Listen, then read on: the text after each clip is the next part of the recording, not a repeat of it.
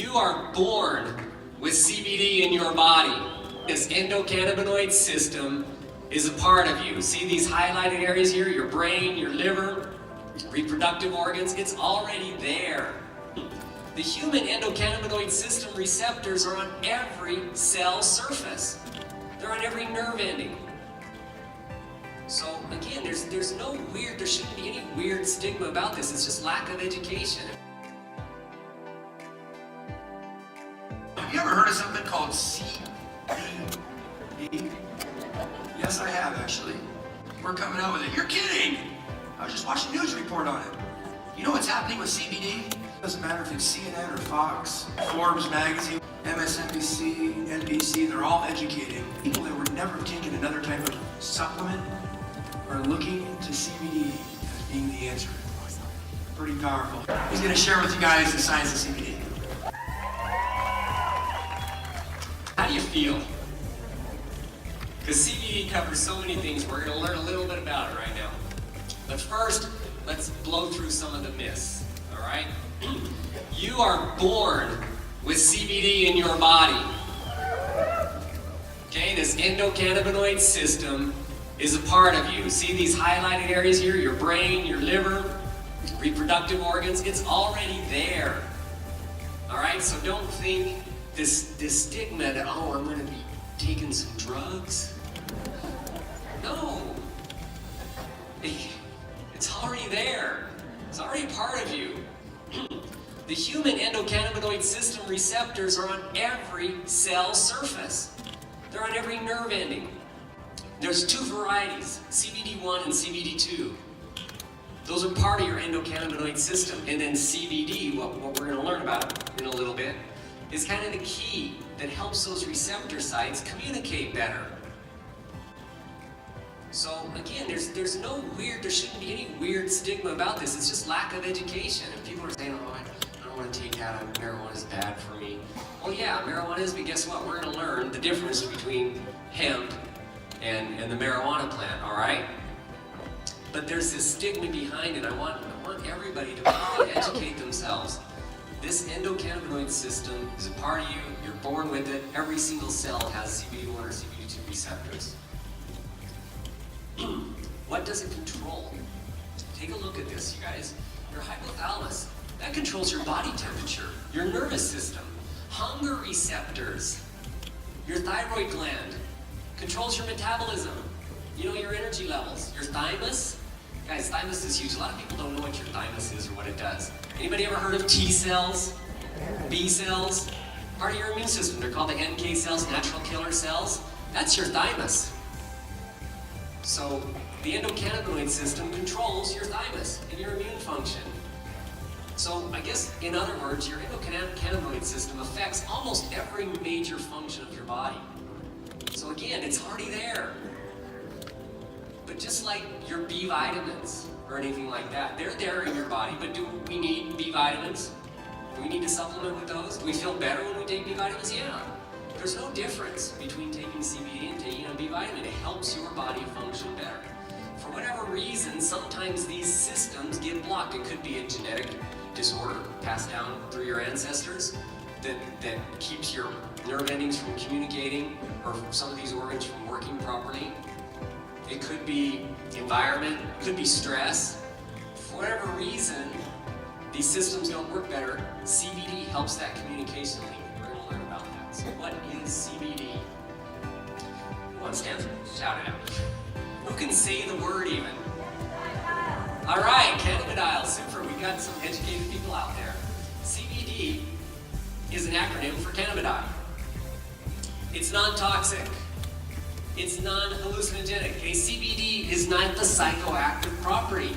That's the THC. Now, THC is a type of cannabinoid, but it's not cannabidiol.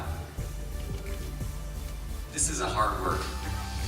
Okay, you don't need to understand it. This is pleiotropic. Pleiotropic nutrient is a nutrient that can adapt itself according to the needs. Right? We just talked about curcumin, right? Dr. Snyder covered how curcumin can affect different areas of the body, and it's one of the only molecules out there that can change to help or change to kill, right? CBD can actually change receptor sites or change its forms to fit into different receptor sites. So it can assist in the communication of your neurotransmitters. So it is a pleiotropic nutrient because it simply adapts itself to the communication needs that your body has. It's a really important function of CBD that we'll learn about a little bit later. Over 65 systems in the body can be benefited or can benefit from CBD. 65 systems, you guys. Where are you deficient in? How is CBD going to affect you? I don't know, I can't answer that. There are so many ways it could benefit you. And you know what, if you're like a perfect human being and have no blockages or anything, you may not feel a thing when you take CBD. I doubt that's going to be the case, though. I don't know any perfect people out there. Maybe newborns, maybe even not. But we all have issues and we all have areas where CBD might be able to help. And this is kind of how it works. I've kind of said how it can adapt itself to help these neural pathways. So you've got these neurotransmitters in your body that your brain constantly is sending signals out to do things, whether you think about it or not. You don't have to physically think about your thymus producing T cells. You don't have to think about your heartbeat or anything like that. Your brain does all that for you, but it does it through these signal pathways. And if there's a blockage there, if there's some reason why those neurotransmitters can't communicate, CBD can become the bridge. So if your CBD1, CBD2 receptors aren't communicating properly, taking phytocannabinol or CBD can be that bridge for you. You see the little orange things turning into the green things here on the screen? That was representative of a bridge. There are many, many clinical studies on CBD, so don't think that this is some pseudoscience. Don't think that just a bunch of hippies who used to like getting high are now finding a reason to legalize this, all right? That's one of the, I guess you could say, I don't know, one of the weird thoughts that people have. I've even had doctors say this. Oh, it's just now the hippies are, now that they're in their 50s and 60s and they're getting control of politics, I want to make this legal. And that's not what we're here today to talk about. Let's look at some of the clinical studies that are done on CBD.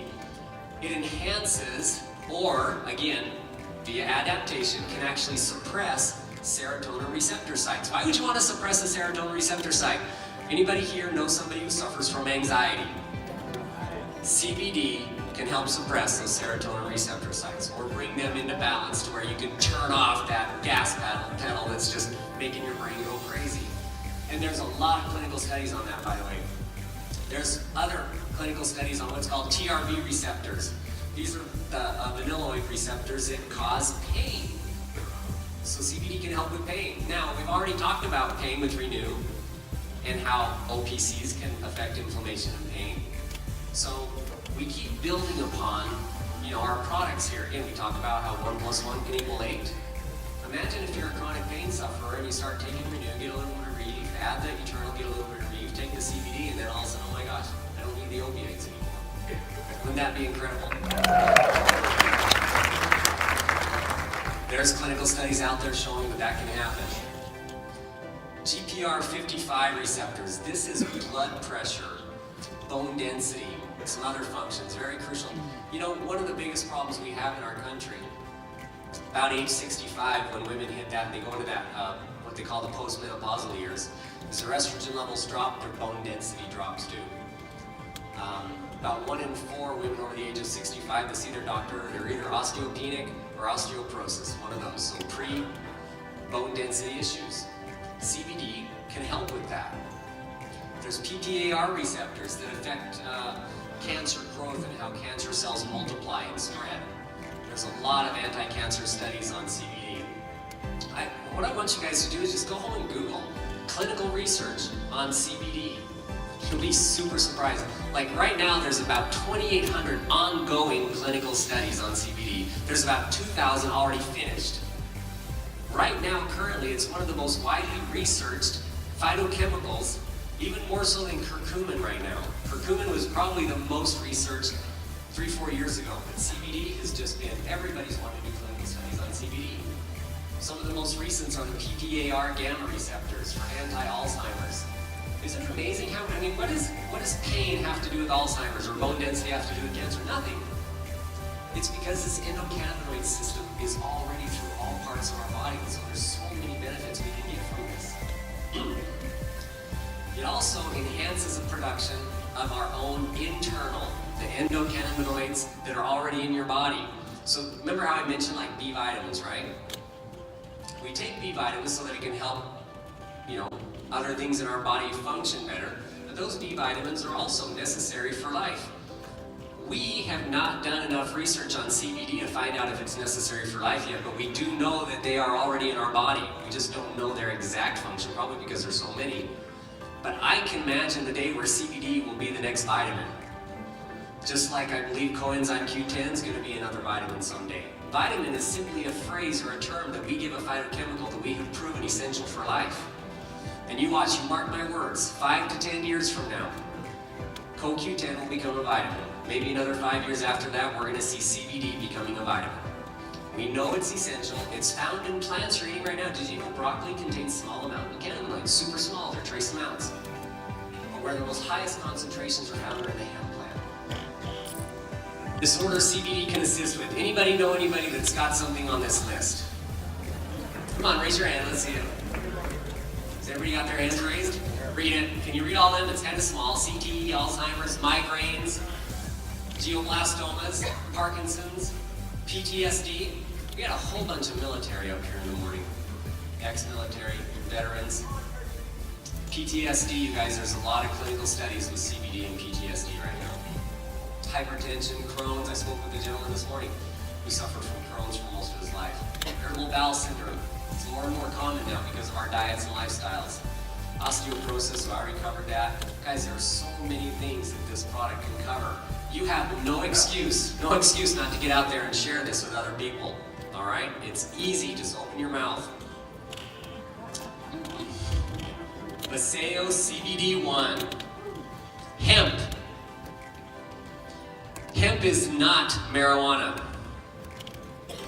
In fact, I'm going to give you a little history lesson here.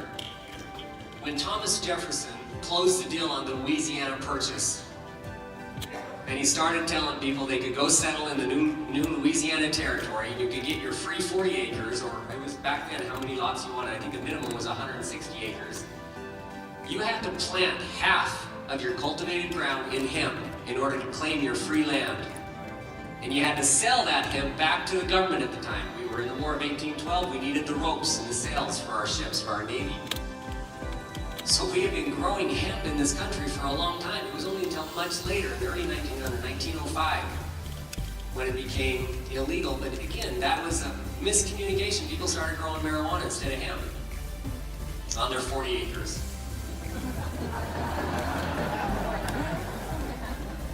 Hemp, for over 175 years, has been selectively bred to contain no THC. You can't get high smoking hemp.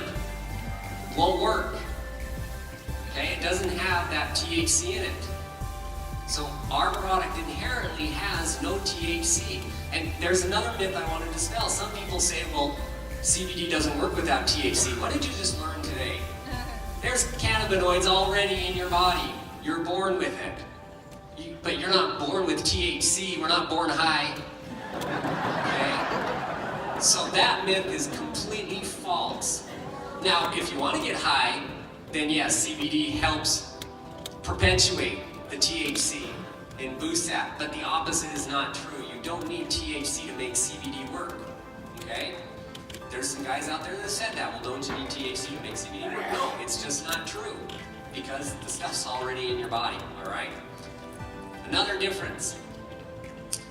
The process that we're using to make this product is controlled from plant to package. Okay, every step along the way.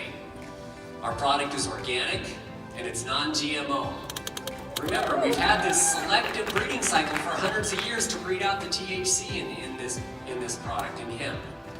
It's naturally THC free. We don't need to genetically modify it. There are other countries out there and places that are behind the curve, and so they're trying to, scientifically genetically modify their stuff to weed out the THC, but there's strains out there that are naturally THC free. We don't need to genetically modify it. So plant to package, organic, non-GMO, broad spectrum. This is another question I've been getting a lot of. People ask, well, is it full spectrum or is it broad spectrum? I need you to understand the terminology to talk to people. What would a full spectrum CBD look like? it would contain THC. If it was full and had everything in it, because THC is a type of cannabinoid, then it would have THC in it. Ours is broad spectrum. It's got about 113 from what I've read on the patent, about 113 different types of cannabinoids in there. CBD, CBN, CBC, CBG, it's all in there with the exception of THC. So remember that term, broad spectrum versus full spectrum. We use a broad spectrum. If it was full spectrum, you need a prescription for it. It would probably get you high, all right? And then let's not forget liposomal. Yes.